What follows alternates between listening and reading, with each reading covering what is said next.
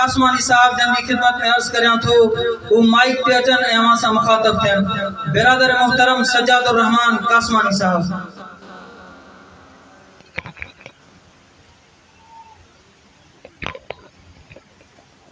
نحمده ونستعينه ونستغفره ونؤمن به ونتوكل عليه ونعوذ بالله من شرور أنفسنا ومن سيئات أعمالنا من يهده الله فلا مضل له ومن يضلله فلا هادي له ونشهد أن لا إله إلا الله وحده لا شريك له ونشهد أن سيدنا وسندنا ومولانا محمدا عبده ورسوله. أما بعد فأعوذ بالله من الشيطان الرجيم. بسم الله الرحمن الرحيم. هو الذي أرسل رسوله بالهدى ودين الحق ليظهره على الدين كله ولو كره المشركون. صدق الله العظيم. وقال النبي صلى الله عليه وسلم الإسلام والسن والسلطان حارس فمن لا أس له فيدم ومن لا حارس له فيضيع أو كما قال عليه الصلاة والسلام. ودانائے سنبل فخر رسول مولائے کل جس نے غبار راہ کو بخشا فروغ وادی سینہ. نگاہ عشق مستی میں وہی اول وہی آخر نگاہ عشق مستی میں وہی اول وہی آخر وہی قرآن وہی فرقان وہی یاسین وہی طٰہٰ. او لاکھوں سلام اس آقا پہ بت لاکھوں جس نے توڑ دیے دنیا کو دیا پیغام سکون طوفانوں کے رخ موڑ دیے. اس محسن اعظم نے کیا کیا نہ دیا انسانوں کو دستور دیا منشور دیا کچھ راہیں دی کچھ موڑ دیے.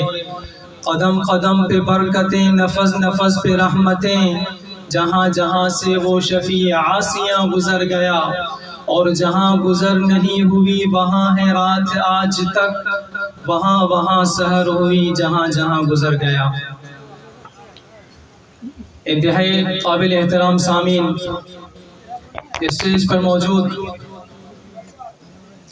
حضرات اکابر علماء کرام حضرت مولانا سید عبداللہ ماہر صاحب استاد محترم شیخ الحدیث حضرت مولانا سائنس سعود افضل صاحب حال جوی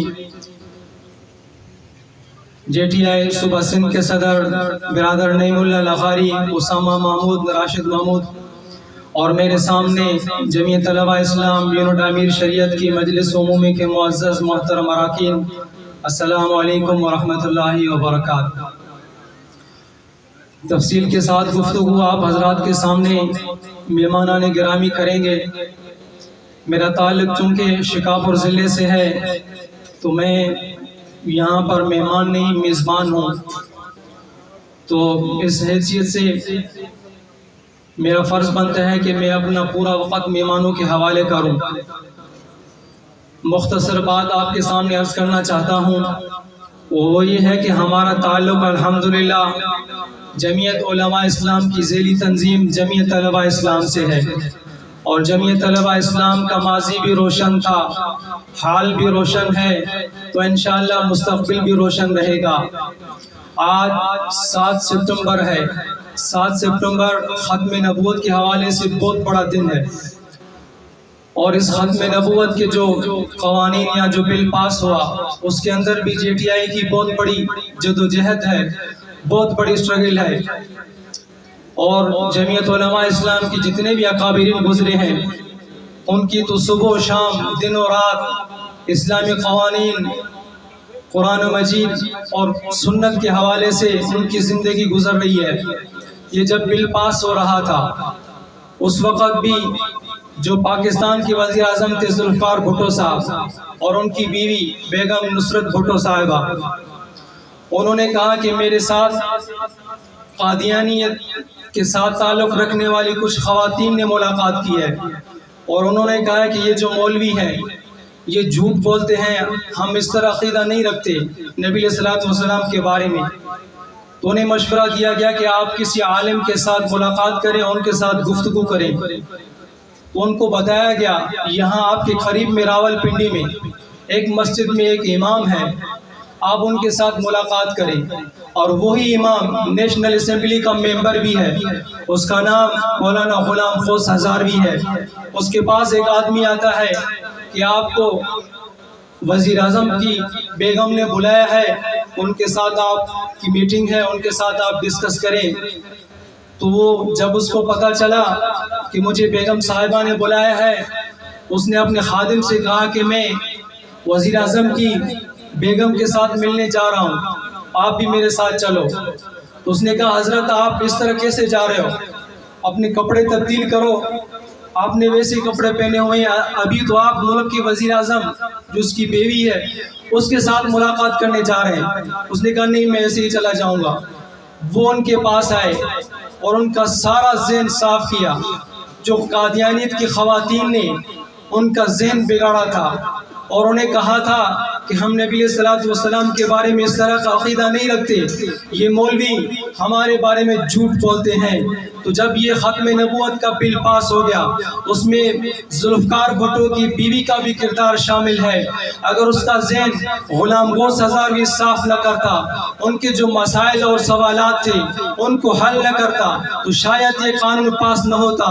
آج پاکستان کے اندر اسلامی قوانین محفوظ ہیں, یا جو ان کی حفاظت کے لیے جو جماعت آگے آتی ہے اس کا نام جمعیت علماء اسلام ہے, اور ان کی قیادت کا نام مولانا فضل الرحمان ہے. آج ہمیں تانا دیا جاتا ہے سیکولر لوگوں کی طرف سے, لبرل لوگوں کی طرف سے, کہ جمعیت کا پاکستان کے اندر کیا کام ہے.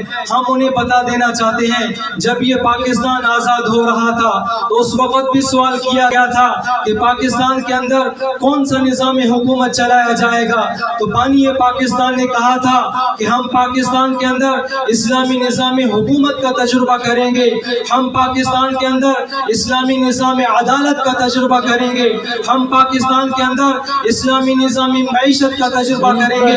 اور ہمیں ایک پاکستان نعرہ دیا تھا کہ پاکستان کا مطلب کیا, لا الہ الا اللہ. اس پاکستان نعرے پر لوگوں نے بہت بڑی بڑی قربانیاں برداشت کی ہیں اور ہندوستان سے ہجرت کر کے یہاں آئے ہیں, اور راستے میں ان کو ہندوؤں نے اور سکھ سالموں نے لوٹا ہے اور ایسے مظالم ڈھائے ہیں جو بتائے نہیں جا سکتے.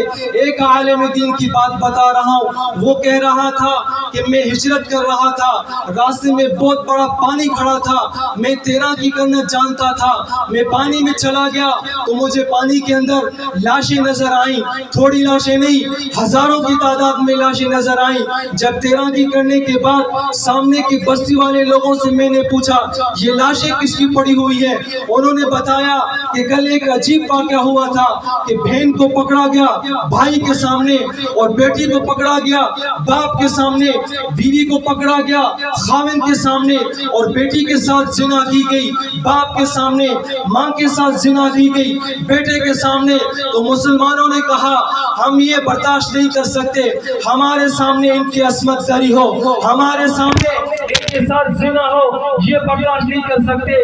دریا میں ڈوب کر مر جائے یہ ہم برداشت کر سکتے ہیں. روشن خیال بھائی اور لبرل بھائی, اگر آپ پاکستان کو روشن خیال بتاتے ہو تو بتاؤ یہ میری ماں کی اتنی قربانی کیوں دی گئی, تو آپ بتاؤ میری بہنوں کی چادر کیوں گرایا گیا, تو آپ بتاؤ پاکستان میں شہیدوں کا خون کیوں ہے. اگر شہیدوں کا خون ہے تو یہ پاکستان ختم نبوت کے لیے بنا ہے, یہ پاکستان اسلامی نظام کے لیے بنا ہے, یہ پاکستان اسلامی عدالت کے لیے بنا ہے, یہ پاکستان اسلامی معیشت کے لیے بنا ہے, یہ پاکستان جمعیت علماء جمعیت طلباء کے منصب و اوقاف کے لیے بنا ہے. اب انشاءاللہ اگر پاکستان میں کوئی انقلاب آئے گا تو وہ اسلام کا انقلاب آئے گا انشاءاللہ. اونچا بولو انشاءاللہ, بآواز بلند بولو انشاءاللہ. آپ لوگ تھک گئے ہو, ابھی تو مہمان گرامی پیچھے ہیں, وہ آپ کے سامنے اسٹیج پر آئیں گے. ابھی وہ اس طرح محسوس کر رہے ہوں گے کہ ہم قبرستان میں آ گئے, یا گونگے مجمع میں آ گئے. علماء دیوبند کے پیروکار گونگے نہیں ہوتے. علماء دیوبند کے پیروکار وہ زندہ ہوتے ہیں, شیر دل ہوتے ہیں, بزدل نہیں ہوتے. تو آپ کا تعلق شیر دل لوگوں کے ساتھ ہے, بزدل لوگوں کے ساتھ نہیں. آپ کا تعلق ضمیر فروش لوگوں کے ساتھ نہیں, آپ کا تعلق سر فروش لوگوں کے ساتھ ہے. تو آپ بآواز بلند بولو انشاءاللہ, انشاءاللہ. مغربی تہذیب کا مقابلہ کریں گے, مغربی تہذیب کا راستہ روکیں گے. مغربی تہذیب کے بارے میں علامہ اقبال نے کہا تھا, اٹھا کر پھینک تو باہر گلی میں, نئی تہذیب کے انڈے ہیں گندے. میاں نجار بھی چھلے گئے ساتھ, بہت ہی تیز ہیں یورپ کے رندے. اقبال آج اگر زندہ ہوتا تو میں اس کو بتا دیتا, اقبال آپ نے ٹھیک کہا ہے, مغربی تہذیب گندی تہذیب ہے, مغربی تہذیب بری تہذیب ہے. لیکن پاکستان میں جمعیت طلبہ اسلام نے, جمعیت علماء اسلام نے, اکابر علماء دیوبند نے, ختم نبوت کے کارکنان نے مغربی تہذیب کا راستہ روکا ہوا ہے. اور جب بھی پاکستان کے اندر مغربی تہذیب اور جمعیت کا مقابلہ ہوگا تو مغربی تہذیب ہار جائے گی, جمعیت جیت جائے گی انشاءاللہ. اونچا بولو انشاءاللہ, اور اونچا بولو انشاءاللہ. میں آخر میں اپنی گفتگو اس شعر پہ ختم کرنا چاہتا ہوں. باطل سے دبنے والے اے آسمان نہیں ہم 100 بار کر چکا ہے تو امتحان ہمارا. توحید کی امانت سینوں میں ہمارے, آسان نہیں مٹانا نام و نشاں ہمارا. وآخر دعوانا الحمدللہ.